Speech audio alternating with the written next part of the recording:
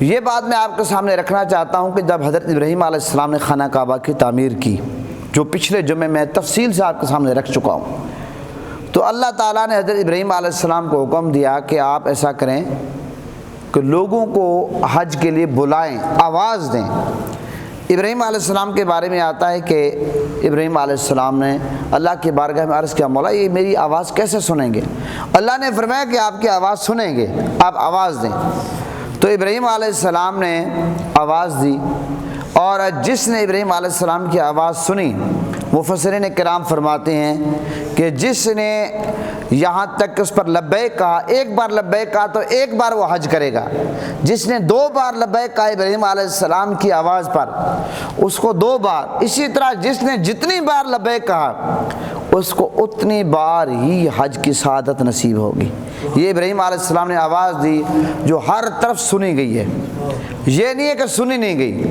اللہ تعالیٰ نے اللہ نے اپنے نبی کی آواز میں یہ طاقت رکھی ہے کہ وہ شمال سے لے کر جنوب تک، مغرب سے لے کر مشرق تک پوری دنیا میں، کائنات میں وہ آواز سنی گئی۔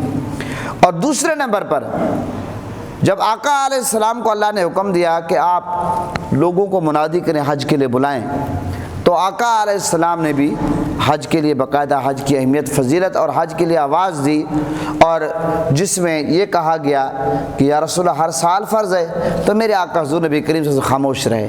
تو میرے آقا نے فرمایا اگر میں ہاں کر دیتا ہر سال حج فرض ہو جاتا۔ تو آقا علیہ السلام نے حج کے لیے ندا دی۔ اب جو حج ہے، حج کی اقسام کتنی ہیں، یہ بات انتہائی قابل توجہ ہے۔ حج کی 3 اقسام ہیں جو میں آپ کے سامنے رکھنا چاہتا ہوں۔ پہلی قسم کون سی ہے؟ وہ ہے حج افراد۔ حج افراد، حج افراد کس کو کہتے ہیں؟ کہ جو بندہ یعنی کہ سلے ہوئے کپڑے اتار کر احرام باندھے، پھر 2 نفل پڑھے، اس کے بعد یوں کہے کہ الہی میں حج کا ارادہ کرتا ہوں تو میرے لیے اسے آسان کر دے اور میرے حج کو اس کو قبول کر دے۔ تو اس نے خانہ کعبہ کا طواف کیا، تمام جو حج کے معاملات تھے اس نے پورے کیے، تو اس کو حج افراد کہتے ہیں۔ حج تمتع، حج تمتع کون سا ہے؟ وہ یہ ہے کہ ایک بندہ وطن سے یعنی کہ پاکستان سے آپ گئے صرف عمرہ کے لیے، لیکن پھر آپ وہاں ٹھہر گئے۔ اب ٹھہرنا بھی 2 قسم کا ہے، ایک ہے آپ قانون کے مطابق ٹھہرے، ایک ہے غیر قانونی طریقے سے لوگ وہاں چھپ جاتے ہیں، کام کے لیے جاتے ہیں وہاں چھپ جاتے ہیں پھر حج کرتے ہیں، یہ دوسری قسم ہے۔ اب حج تمتع کیا ہے کہ آپ پاکستان سے گئے ہیں، اب آپ نے عمرہ تو کر لیا، عمرہ کرنے کے بعد یہ ہے کہ آپ وہیں پہ ہیں، جب حج کا موقع آ گیا آپ نے حج کیا، اس کو حج تمتع کہتے ہیں، ٹھیک ہے۔ اسی طرح حج قران، تیسری قسم، وہ کون سی ہے کہ آپ نے حج اور عمرہ کا یعنی کہ ایک ساتھ آپ نے احرام میں یہ نیت کی ہے وطن سے کہ میں جاؤں گا، یعنی کہ سب سے پہلے میں کیا کروں گا، عمرہ کروں گا، پھر اس میں حج کروں گا، یعنی کہ ایک ہی احرام میں آپ نے کام کیا، نیت کر لی ہے، اس کو کیا کہتے ہیں؟ حج قران۔ یہ حج کی 3 اقسام ہیں جو میں نے آپ کے سامنے رکھی۔ اب حج کی جو فضیلت ہے، وہ جو آقا علیہ السلام کا فرامین ہے کہ جو شخص حج کے لیے جاتا ہے اور دوران حج کو فحش گوئی نہیں کرتا، گالم گلوچ نہیں کرتا، تو وہ ایسے لوٹتا ہے جس طرح بچہ ماں کے پیٹ سے پیدا ہوتا ہے، گناہوں سے پاک ہوتا ہے۔ اسی طرح جو بندہ فحش گوئی نہ کرے، لغویات نہ بکے، خیال کرے حج کے تمام معاملات کا، تو اس کو اللہ تعالیٰ یہ سعادت دیتا ہے کہ وہ جس طرح ماں کے پیٹ سے بچہ پیدا ہوتا ہے وہ اس طرح گناہوں سے پاک ہو کر نکلتا ہے۔ محدثین کرام فرماتے ہیں کہ حج مبرور جو ہے اس کی علامت یہ ہے کہ دوران حج حاجی کسی سے لڑائی جھگڑا نہ کرے، نہ کسی کو گالی دے، تو اس کو حج مبرور نصیب ہوتا ہے۔ یہ ہمیں خیال رکھنا چاہیے کہ دوران حج لوگ اس چیز کا خیال نہیں رکھتے، چھوٹی چھوٹی باتوں میں لڑ پڑنا۔ حج جو ہے وہاں پر سب سے جو بڑا معاملہ ہے وہ صبر کا معاملہ ہے۔ وہاں پر دھکے بھی لگتے ہیں، وہاں پر پیاسا رہنا پڑتا ہے، بھوکا رہنا پڑتا ہے، لائنوں میں لگنا پڑتا ہے، وہاں پر تو اتنے معاملات ہیں کہ بے شمار۔ آپ نماز پڑھ رہے ہیں، کوئی بندہ آپ کو اوپر سے جا رہا ہے، کوئی آگے سے جا رہا ہے، کوئی کیا کر رہا ہے۔ یہ اور بات ہے کہ ان لوگوں کو بھی احتیاط کرنی چاہیے جو یہ کر رہے ہیں، لیکن جو یہ سب کچھ برداشت کرے گا، صبر کرے گا، تو یہاں تک مفسرین کرام فرماتے ہیں کہ اس کو اللہ تعالیٰ یہ سعادت نصیب کرتا ہے کہ حج مبرور جو ہے وہ اس کا نصیب ہوتا ہے۔ اسی طرح آقا علیہ السلام کا فرمان ہے کہ 2 عمرے جو بندہ کرتا ہے، 2 عمروں کے درمیان گناہوں کا خاتمہ ہو جاتا ہے، تو وہ حج مبرور کا ثواب ہے۔ یعنی کہ آقا علیہ السلام نے فرمایا کہ حج اور عمرہ کرتے رہا کرو، حج اور عمرہ کرتے رہا کرو، یہ محتاجی اور گناہوں کو ایسے دور کرتا ہے جیسے میرے آقا نے فرمایا بٹھی لوہے یعنی کہ سونے چاندی کے میل کو دور کر دیتی ہے۔ بٹھی میں آپ ڈالتے ہیں، آپ دیکھیں سونا چاندی چمک اٹھتا ہے، میل کچیل ختم ہو جاتا ہے۔ میرے آقا نے فرمایا کہ حج عمرہ کرتے رہا کرو، کہ تمہارے گناہوں کو ایسا خاتمہ کرے گا۔ اسی طرح آقا علیہ السلام کا فرمان ہے کہ جو بندہ حج کرتا ہے اور اللہ تعالیٰ اس کا حج قبول کر لے، اور پھر حاجی کی شان دیکھیں، حدیث میں آتا ہے کہ حاجی جو ہے 400 افراد کی شفاعت کرے گا قیامت کے دن، 400 افراد کی شفاعت کرے گا، اور وہ گناہوں سے ایسے پاک فرمایا کہ ہو جائے گا کہ آج ہی اس کو جیسے اپنی ماں سے پیٹ سے پیدا ہوا ہو۔ تو محترم حضرات، اس لیے ایک روایت میں یہ آتا ہے کہ حاجی کے گناہ بخش دیے جاتے ہیں، جس کے لیے حاجی استغفار کرے، دعا کرے، اللہ تعالیٰ اس کے گناہ بھی معاف کر دیتا ہے۔ اب مجھے آپ یہ بتائیں کہ ایک بندہ حج کے لیے جائے، اس کا حج اللہ کے بارگاہ میں مقبول ہو جائے، اس کی شفاعت سے 400 لوگوں کی بخشش ہو جائے، تو پھر نبی پاک صلی اللہ علیہ وسلم کی شفاعت کا عالم کیا ہوگا؟ پھر باقی انبیاء کی شفاعت کا عالم کیا ہوگا؟ پھر صحابہ، اہل بیت، اولیاء کرام، بزرگان دین، نیک صالحین کی جو شفاعت ہے اس کا عالم کیا ہوگا؟ یہ سوچنے کی بات ہے۔ آج بہت سارے لوگ کہتے ہیں کہ قیامت کے دن کوئی کسی کے کام نہیں آئے گا۔ یہ ایک الگ موضوع، الگ ٹاپک ہے جس پر کئی بار ہم بات کر بھی چکے ہیں، انشاءاللہ کرتے رہیں گے۔ تو محترم حضرات، یہ بات یاد رکھیں کہ حج کے لیے رزق حلال ضروری ہے۔ اگر کوئی بندہ حج کرتا ہے، عمرہ کرتا ہے، حرام پیسے سے، کرپشن کے پیسے سے، چوری کے پیسے سے، لوگوں کا یعنی کہ حق مار کر، لوٹ مار کر کے ایک بندہ کہے کہ میں حاجی بنتا، کوئی حاجی نہیں۔ حدیث پاک میں آتا ہے جو بندہ مال حرام سے حج کو جاتا ہے، اور جب وہ کہتا لبیک کہتا ہے، آپ کو پتہ تلبیہ پڑھنا ہوتا ہے، لبیک اللہم لبیک، ایسا ہوتا ہے، یہ لازمی ہے، پڑھنا ہوتا ہے۔ جب بندہ کہتا ہے لبیک، جب بندہ یہ کہتا ہے تو فرشتہ اس کو جواب دیتا ہے کہ تیری حاضری قبول نہیں ہے، تیری حاضری قبول نہیں ہے، نہ تیری خدمت قبول ہے، نہ تیرا حج قبول ہے، اور یہاں تک فرمایا کہ تیرے منہ پر مردود۔ فرشتہ سب کچھ اس کا ضائع کر دیتا ہے، اور فرمایا جب تک یہ شخص مال حرام میں، فرشتہ کہتا ہے جب تک یہ مال حرام تیرے ہاتھ میں ہے، جب تک جس کا حق بنتا ہے صاحب حق کو یہ مال تو واپس نہیں لوٹاتا، تو اس کے لیے یہی ہے کہ اس کا کچھ بھی قبول نہیں ہوتا۔ تو محترم حضرات، یہ بھی ہمیں سوچنا چاہیے کہ یہ ایک المیہ ہے کہ ہمارے معاشرے میں لوگ یہ سمجھتے ہیں کہ بس حج عمرہ کرو، حلال حرام کے لوگ تمیز بھول جاتے ہیں۔ لوگ کہتے ہیں کہ پوری سروس کے دوران، یہ لوگوں سے مراد سب لوگوں کو ہم نہیں کہہ رہے، جو یہ کام کرتے ہیں ہمارا مخاطب وہ لوگ ہوتے ہیں، کیونکہ جب یہ بات میں کرتا ہوں بہت سارے لوگ محسوس کرتے ہیں کہ جناب یہ بات آپ نے کر دی۔ ہم نے لوگوں کو دیکھا ہے کہ دوران سروس وہ کیا کرتے ہیں، کرپشن کرتے ہیں، اور لوگوں کا مال لوٹتے ہیں، رشوت کے پیسے لیتے ہیں۔ ریٹائرمنٹ کے بعد وہ پہلا کام کیا کرتے ہیں جناب، فوراً جاؤ حج کرو۔ وہ کہتے ہیں کہ بس ہم نے جو کچھ کیا ہم پاک ہو جائیں گے۔ یہ اپنے آپ کو دھوکہ دے رہے ہیں، اور یہ حدیث کی روشنی میں اس کا کچھ بھی پلے نہیں پڑے گا۔ محترم حضرات، اس لیے یہ چیز بہت قابل غور ہے۔ اسی طریقے سے ایک اور بات یاد رکھیں، حج کے حوالے سے آقا علیہ السلام کا یہ جو فرمان ہے کہ نبی پاک صلی اللہ علیہ وسلم کا فرمان ہے، یہ جتنی بھی نشانیاں ہیں، آپ کو پتہ ہے کہ ان الصفا والمروہ من شعائر اللہ، جب آپ حج پہ جاتے ہیں شعائر اللہ کی آپ نے تعظیم کرنی ہے۔ اور شعائر اللہ کیا ہے؟ تو آپ پورا کا پورا جو حج ہے اس میں اگر آپ دیکھیں یہ کسی نہ کسی کی ادا ہے۔ اس پر میں آگے تفصیل سے بات کرتا ہوں آپ کے سامنے۔ ایک بات جو آپ کے سامنے رکھنی ہے وہ یہ ہے، یہ جو حج ہے حج ہمیں کس چیز کا درس دیتا ہے؟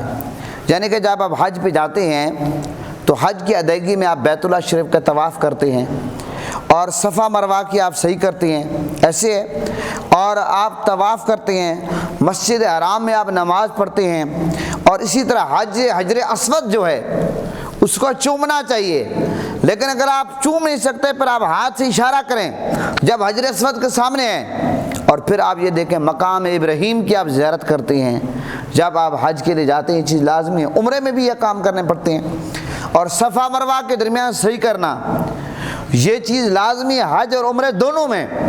اور یہاں تک کہ وہ جو لوگ حج عمرے پہ گئے ہیں ان کو پتہ ہے جہاں پر وہ گرین لائٹ آتی ہے، جہاں پر کہتے ہیں کہ تھوڑا سا آپ دوڑ لگائیں، حسب توفیق جتنی لگا سکتے ہیں اس مقام پر دوڑ لگانی چاہیے، کیونکہ حضرت بی بی ہاجرہ نے دوڑ لگائی ہے۔ اور پھر آپ یہ دیکھیں کہ آپ اصل میں آپ کو پتہ ہے کہ حج جو ہے 5 دن ہوتا ہے، 8 9 10 11 12 ذی الحج۔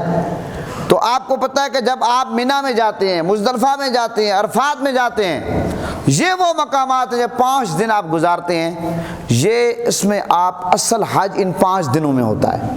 اس کے علاوہ جو آپ 40 دن رہتے ہیں، جو آپ عبادت کرتے ہیں، سبحان اللہ یہ بڑی سعادت کی بات ہے، لیکن آپ کا حج جو ہے وہ 5 دنوں میں ہوتا ہے کہ آپ 8 ذی الحج کو روانہ ہوتے ہیں، اس کے بعد سے لے کر 12 ذی الحج تک یہ کچھ معاملات ہوتے ہیں جو آپ کو ادا کرنے ہوتے ہیں۔ باقی مدینہ پاک میں جا کر آپ نمازیں پڑھتے ہیں، 40 نمازیں، ان کی اپنی ایک فضیلت ہے، بہت زیادہ فضیلت ہے۔ آقا علیہ السلام نے انشاءاللہ اگلے جمعہ مدینہ پاک کا موضوع ہے ہمارا، اس پر ہم تفصیل سے بات کریں گے، لیکن مکہ پاک میں یہ 5 دن لازمی ہیں، یہ بات یاد رکھیں۔ تو محترم حضرات پھر آپ دیکھیں کہ مسجد حرام میں ایک نماز آپ ادا کرتے ہیں کہ 1 لاکھ کے برابر ثواب ملتا ہے۔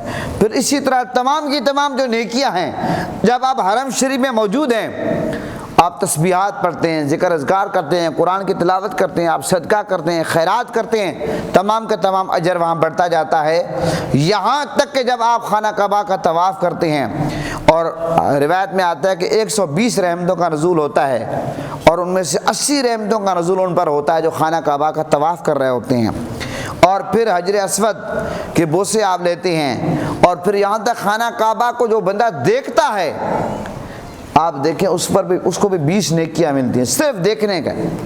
اور مناسک حج کی ادائیگی میں آپ یعنی کہ وقوف عرفات جو ہے، یعنی کہ آپ جب عرفات کے میدان میں ہوتے ہیں جو ایک قیامت کا نقشہ پیش کرتا ہے، آپ کو پتہ ہے اس کی بڑی اہمیت ہے، اور اس کے بغیر تو حج ہوتا ہی نہیں ہے، اس کی بہت زیادہ اہمیت ہے۔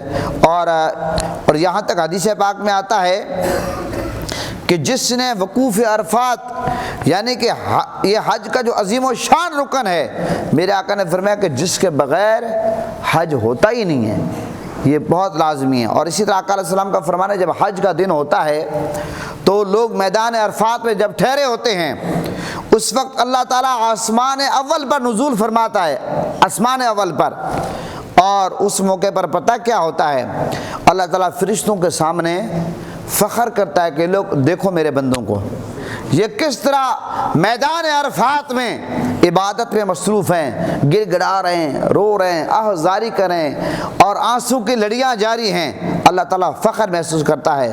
اور اللہ تعالیٰ یہاں تک فرماتا ہے میرے فرشتوں دیکھو یہ میرے بندے کتنا دور دراز سے سفر کر کے آئے ہیں، ان کے بال بکھرے ہوئے ہیں اور یہ گرد آلود ہیں، ان کو کوئی نہ لباس کی فکر ہے، نہ کوئی یعنی کہ کسی چیز کی پیاس کی فکر ہے، نہ بھوک کی فکر ہے، نہ لش پش کی فکر ہے، ہر بندہ وہاں اپنی مستی میں مست ہوتا ہے کہ بس میدان عرفات میں جب ہوتا ہے۔ اور اللہ تعالیٰ جو ہے فخر کرتا ہے جب اللہ تعالیٰ حاجیوں کو میدان عرفات میں دیکھتا ہے، اور یہاں تک روایت میں آتا ہے کہ سب سے زیادہ شیطان جو ہے ذلیل و رسوا پریشان اس دن ہوتا ہے جب حاجی صاحبان میدان عرفات میں ہوتے ہیں۔ شیطان، کیونکہ شیطان تو نہیں چاہتا، وہ تو ہمارا کھلا دشمن ہے، شیطان کہاں چاہتا ہے کہ ہم جا کر وہاں عبادت کریں، شیطان تو نہیں چاہتا۔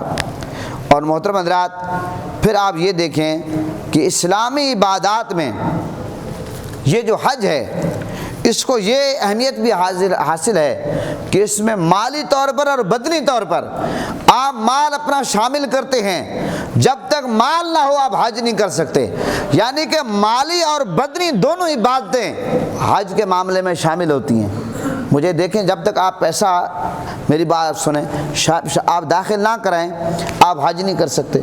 پھر صرف پیسے سے کام نہیں چلتا کہ آپ کہیں کہ آپ نے پیسہ جمع کرا دیا حج ہو گیا، پھر آپ کو بدنی طور پر جو وہاں کوشش کرنی ہے، صفا مروہ کی صحیح کرنی ہے، خانہ کعبہ کا طواف کرنا ہے، مینا میں جانا ہے، مزدلفہ میں جانا ہے، عرفات میں جانا ہے، اور خیموں میں رہنا ہے، تکلیفیں برداشت کرنی ہے۔ یہ اور بات ہے کہ وہ تکلیف بندے کو نظر نہیں آتی، تو پتہ چلا کہ حج وہ عبادت ہے جو بدنی عبادت بھی ہے، مالی عبادت بھی ہے۔ آپ سمجھ گئے؟ جو مالی عبادت بھی ہے، بدنی عبادت بھی ہے۔ اور جب بندہ حج کا احرام باندھ کر آپ کو پتہ ہے کہ نکلتا ہے تو صبر و رضا کا ایک بندہ مجسمہ بن جاتا ہے۔ اپنے خالق اور مالک نے جن کاموں سے منع کیا، یعنی آپ نے احرام باندھا ہوا ہے، آپ شکار نہیں کر سکتے، آپ نے احرام باندھا ہوا ہے، یہاں تک مکھی نہیں مار سکتے، مچھر تک آپ نہیں مار سکتے، ان چیزوں سے منع ہے، تو کیوں بندہ اس وقت ساری پابندی کرتا ہے؟ کیونکہ اللہ کا حکم ہوتا ہے، اللہ کے رسول کا حکم ہوتا ہے۔ محترم حضرات، حج بیت اللہ شریف کی اتنی بڑی فضیلت ہے۔ اور پھر آپ یہ دیکھیں، یہ جو حج ہے، حج میں خاص طور پر حج، آپ کو پتہ ہے کہ حج میں عشق کی ایک جھلک نظر آتی ہے، اور جس طرح بندہ دیوانہ وار ایک پھرتا ہے، دیوانہ وار مستانہ ہو کر بندہ پھرتا ہے۔ آپ کو پتہ ہے حج میں سارے معاملات ہوتے ہیں۔ اب آپ کہیں گے کیسے؟ مجھے آپ یہ بتائیں کہ آپ نے احرام کی 2 چادریں پہنی ہوئی ہیں، دیوانہ وار آپ پھر رہے ہیں، لبیک اللہم لبیک کی صدائیں بلند کر رہے ہیں، آپ کو کوئی پرواہ نہیں ہے، کوئی پرواہ نہیں ہے کہ میں کس حال میں ہوں، تو یہ دیوانہ وار بندہ۔ پھر آپ دیکھیں، جو بندہ کسی کا عشق میں مست ہوتا ہے وہ اپنے وطن کی پرواہ نہیں کرتا، مال کی پرواہ نہیں کرتا، اور صحت کی پرواہ نہیں کرتا، تھکاوٹ کی پرواہ نہیں کرتا، بھوک اور پیاس کی پرواہ نہیں کرتا۔ اور یہ حج ایک ایسا عمل ہے کہ جس میں بندہ کسی چیز کی پرواہ نہیں کرتا، کسی چیز کی پرواہ نہیں کرتا، کیونکہ حج ادا ہو رہا ہے، اس لیے دیوانہ بن جاتا ہے، مستانہ بن جاتا ہے حج میں۔ اور پھر آپ یہ دیکھیں گے حج میں جب آپ صفا مروہ کی صحیح کرتے ہیں، پورا کا پورا حج جو ہے، اگر آپ غور کریں، یہ اللہ کے نبیوں کی ادا ہے، اور اللہ کے نبی کے گھر والی حضرت بی بی ہاجرہ کی ادا ہے، جو نبی نہیں ہے، یعنی کہ حضرت بی بی ہاجرہ تو نبی نہیں ہے، وہ تو ولیہ ہے، اللہ کے نبی کے گھر والی ہے، وہ ادائیں اللہ کو پسند آئی، اللہ نے حاجیوں پر لازم کر دیا کہ وہ کرو۔ اب آپ دیکھیں، اب صفا مروہ کی پہاڑی پہ صحیح کرتے ہیں تو کیوں کرتے ہیں؟ یہ حضرت بی بی ہاجرہ نے پانی کی تلاش میں دوڑ لگائی، حضرت اسماعیل علیہ السلام اپنا پیارا بیٹا پیاسا تھا، تو وہ اللہ کو پسند آئی، اور پھر اللہ کو یہ ادا اتنی پسند آئی۔ اب وہ جو گرین لائٹ کی میں بات کر رہا تھا کہ جہاں پر گرین لائٹ لگی ہوتی ہے، گرین سے گرین تک آپ نے تیز چلنا، دوڑ لگانی ہے، دوڑ لگا سکتے ہیں، دوڑ لگائیں۔ کیوں؟ کہ حضرت بی بی ہاجرہ نے وہاں دوڑ لگائی، جہاں پہ حضرت بی بی ہاجرہ آہستہ چلی ہے، اللہ تعالیٰ کہتا ہے کہ بے شک وہاں آہستہ چلو۔ جہاں پہ حضرت بی بی ہاجرہ آپ نے پتہ کہ دوڑ لگائی، تو وہاں پر اللہ نے حکم دیا کہ آپ دوڑ لگاؤ۔ اب یہ آپ کا حج ہے۔ اب صفا مروہ لازمی ہے یا نہیں ہے؟ حج عمرہ میں صفا مروہ کی صحیح لازمی ہے۔ اچھا، اسی طرح آپ خانہ کعبہ کا طواف دیکھیں کہ کیوں وہاں پر حکم ہے کہ آکڑ کے چلو۔ آپ کو پتہ ہے کہ آکڑنے کا حکم کیوں ہے؟ کہ اللہ تعالیٰ نے حکم دیا، نبی پاک صلی اللہ علیہ وسلم نے صحابہ کرام کو حکم دیا کہ آکڑ کے چلو تاکہ دشمن ہمیں کمزور نہ سمجھے۔ اچھا، اس وقت تو دشمن تھے، اب تو کوئی دشمن نہیں ہے، لیکن وہ قیامت تک وہ عمل جو اللہ نے حکم دیا، بس میرے محبوب کی زبان سے الفاظ نکل گئے، میرے محبوب نے حکم دے دیا کہ بس صفا مروہ کی صحیح کرنی ہے۔ جب آپ نے خانہ کعبہ کا طواف کرنا ہے، بس آپ نے اس وقت کیا کرنا ہے؟ آکڑ کے چلنا ہے، آکڑ کے چلنا ہے۔ تو محترم حضرات، یہ سوچنے کی باتیں ہیں۔ پھر آپ دیکھیں حجر اسود کو آپ کیوں چومتے ہیں؟ حضرت فاروق اعظم نے کیا فرمایا؟ اے حجر اسود، میں جانتا ہوں تو ایک پتھر ہے، نہ نفع دیتا ہے نہ نقصان دیتا ہے، اگر میرے آقا کے لب تجھے نہ لگے ہوتے میں کبھی نہ چومتا۔ تو میرے آقا نے حجر اسود کو چوما ہے۔ اب ہر حاجی کی، ہر عمرے والے کی یہ تمنا اور خواہش ہوتی ہے کہ میں کسی نہ کسی طریقے سے حجر اسود کو بوسہ دوں۔ یہ اور بات ہے کہ حجر اسود کو بوسہ دینا کوئی اتنا آسان کام نہیں ہے، بہت مشکل کام ہے، رش ہوتا ہے، لیکن ہمت والے جو لوگ ہیں ماشاءاللہ وہ اپنی جان سے کھیل کر بھی حجر اسود کو بوسے لیتے ہیں۔ اللہ تعالیٰ سب کو نصیب کرے۔ لیکن اسلام آسانی کا درس دیتا ہے کہ اگر آپ کو جان خطرے میں نہیں ڈالنی تو آپ حجر اسود کو سلوٹ کر دیں، سلام کر دیں، اشارہ کر دیں ہاتھ سے، یہ بھی کافی ہے۔ اسلام اس چیز کی اجازت دیتا ہے۔ پھر مقام ابراہیم دیکھیں، آپ پھر دیکھیں نفل پڑھتے ہیں، یہ شکرانے کے نفل ہوتے ہیں جب آپ عمرہ کر لیتے ہیں، جب خانہ کعبہ کا طواف کر لیتے ہیں تو مقام ابراہیم وہ مقام ہے جہاں پر ابراہیم علیہ السلام کے قدموں کے نشانات موجود ہیں۔ ابراہیم علیہ السلام نے قدم رکھے، اللہ کو پسند آئے، وہ نشانات قیامت تک موجود رہیں گے۔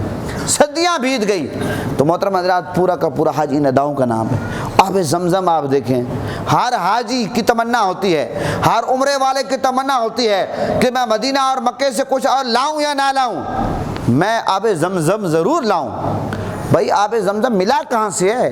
یہ اسماعیل علیہ السلام کی ایڑی لگی ہے، پانی نکل آیا، وہی آب زمزم بن گیا۔ اب وہ شفا بھی ہے، وہ خوراک بھی ہے، بھوکوں کے پیاس بجھاتا ہے، اس کے ذائقے سب کچھ مختلف فضیلتیں اہمیت۔ تو یہ آب زمزم کو یہ مقام ملا کہاں سے ہے؟ اسماعیل علیہ السلام کی ایڑی کا صدقہ ہے۔ تو محترم حضرات اگر آپ دیکھیں یہ سب کچھ اللہ کے نبیوں کے وسیلے سے ہمیں ملا ہے۔ وسیلے کے بغیر تو آپ کو پتہ ہے پوری کائنات ہی وسیلہ ہے۔ نبی پاک صلی اللہ علیہ وسلم کے صدقے اللہ تعالیٰ نے کائنات بنائی ہے، میرے آقا وجہ تخلیق کائنات ہیں۔ تو محترم حضرات یہ آپ دیکھیں کہ حج میں آپ جاتے ہیں، آخری میرا پیغام کہ جب آپ حج میں آتے ہیں پوری دنیا سے مسلمان آتے ہیں۔ اب 57 اسلامی ممالک ہیں باقاعدہ، اس کے علاوہ بے شمار ایسے ممالک ہیں جہاں پر مسلمانوں کی حکومت نہیں ہے، لیکن مسلمان تو پھر بھی بستے ہیں پوری کائنات میں۔ دنیا کے کسی کونے میں مجھے آپ یہ بتائیں کوئی ایسا دنیا کا کونا ہے جہاں اذان نہ ہوتی ہو؟ مسلمان بستے ہیں، تھوڑی تعداد میں یا زیادہ تعداد میں، 57 اسلامی ممالک ہیں۔ اب 57 اسلامی ممالک کے اور دنیا بھر سے لوگ جو آتے ہیں وہاں پر لوگوں کی ملاقاتیں ہوتی ہیں، سوچ و بچار اور آپس میں لوگ خیالات، انڈونیشیا والوں سے آپ مل رہے ہیں، انڈیا والوں سے مسلمانوں سے آپ مل رہے ہیں، آپ امریکہ کے مسلمانوں سے مل رہے ہیں، انگلینڈ کے مسلمانوں سے مل رہے ہیں، عراق، ایران، کہاں سے آپ مل رہے ہیں۔ یہ حج کی برکت ہوتی ہے۔ پھر یہاں جب آپ حج پہ جاتے ہیں ایک یکجہتی ہوتی ہے، جب لاکھوں کی تعداد میں مسلمان احرام باندھ کر لبیک اللہم لبیک کی صدا بلند کرتے ہیں، پوری دنیا کو میسج ملتا ہے کہ مسلمان یکجہتی کر رہے ہیں، اتحاد کر رہے ہیں، وحدت کا پیغام جاتا ہے، یکجہتی کا پیغام جاتا ہے کہ وہ مسلمان اکٹھے ہیں، نہ لڑائی ہے، نہ جھگڑا ہے، نہ فساد ہے، نہ اختلاف ہے، بے مسلمان ایک ہیں۔ مجھے آپ یہ بتائیں پوری دنیا کا جو عالم کفر ہے اس پر مسلمانوں کا روب جاتا نہیں جاتا، پریشر جاتا نہیں جاتا کہ وہ مسلمان اکٹھے ہیں۔ تو حج کے اس کے علاوہ بھی بے شمار فوائد ہیں کہ آپ دنیا کے جو لوگ ہیں جب آپ ان سے ملاقات کرتے ہیں، سوچ تقسیم ہوتی ہے، معاملات ہوتے ہیں، سوچ بچار میں اضافہ ہوتا ہے، بزنس کے لحاظ سے، معاملات کے لحاظ سے، علمی لحاظ سے بے شمار فوائد ملتے ہیں۔ تو محترم حضرات بتانا مقصود یہ ہے کہ حج کہ آپ کو پتہ ہے یہ ایام ہے، خوش نصیب لوگ حج پہ جا رہے ہیں۔ گزشتہ جمعہ خانہ کعبہ کی جو تعمیر کے مراحل تھے میں نے آپ کے سامنے رکھے، خانہ کعبہ کی فضیلت پہ بات ہوئی، آج حج کی فضیلت اور حج کے کچھ مسائل پہ بات ہوئی۔ انشاءاللہ زندگی رہی اگلے جمعے انشاءاللہ تعالی مدینہ پاک میں انشاءاللہ جائیں گے، میرے آقا کی بارگاہ میں جائیں گے اور کملی والا آقا کی بارگاہ میں جائیں گے، میرے آقا کرم فرمائیں گے انشاءاللہ تعالی۔ اور میں اسی پہ اتفاق کرتا ہوں۔ ہاں ایک ضروری اعلان، اب آپ جانتے ہیں جون کا مہینہ ہے اور 5 جون سے سکولوں میں بچوں کی چھٹیاں ہو رہی ہیں، تو آپ تمام احباب کی خدمت میں گزارش ہے، 1 سال سے زیادہ عرصہ گزر چکا کہ ہم نے اپنی اس مسجد میں ادارہ قائم کیا ہے، ادارہ پیغام مصطفیٰ، جو مسجد کے فنڈ سے نہیں چل رہا، آپ کے تعاون سے چل رہا ہے، ٹھیک ہے۔ آج جو لوگ تعاون نہیں کر رہے ان کو اتنا ہی میسج کافی ہے کہ آپ کے تعاون سے چل رہا ہے، ٹھیک ہے۔ جو تعاون نہیں کر رہے ان کو کرنا چاہیے۔ اب جو آپ کو میسج دینا ہے وہ یہ ہے کہ 2 مہینے بچوں کی چھٹیاں ہیں، تو مہربانی فرمائیں 2 مہینے بچے آپ ہمارے حوالے کریں۔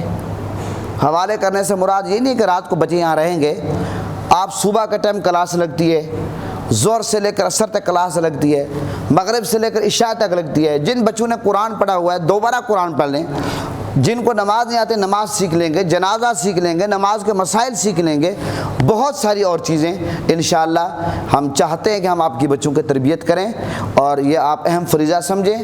2 مہینے بچے آوارہ گردی کرتے رہیں، فٹ پاتھوں پہ بیٹھے رہیں، روڈوں میں گھومتے رہیں، اس لیے اپنے بچوں کو جتنا اس دور میں آپ بزی رکھیں گے، انگیج رکھیں گے، آپ کے بچے لوفر پن سے بچیں گے۔ یہ بات یاد رکھیں، بچوں کو انگیج رکھیں، بچوں کو فارغ نہ چھوڑیں۔ بچوں کو فارغ چھوڑیں گے یہ بچے آپ کو پتہ آوارہ لوگوں کا ہاتھ چڑھ جائیں گے، اور یہی پھر آپ پچھتاتے رہیں گے کہ ہمارے بچے اب ہمارے ہاتھ سے نکل گئے۔ لہٰذا بچوں کو چھٹیوں کے 2 مہینے جو ہیں بزی رکھیں، اور اسلامی معاملات میں اگر آپ بچوں کو بزی رکھیں گے یہ آپ کے لیے بھی سعادت ہوگی، بچوں کی بھی زندگی سنورے گی، اور دنیا جہان میں آپ کو صلہ ملے گا۔ اسی پہ اتفاق کرتا ہوں۔ پاکستان کا مطلب کیا؟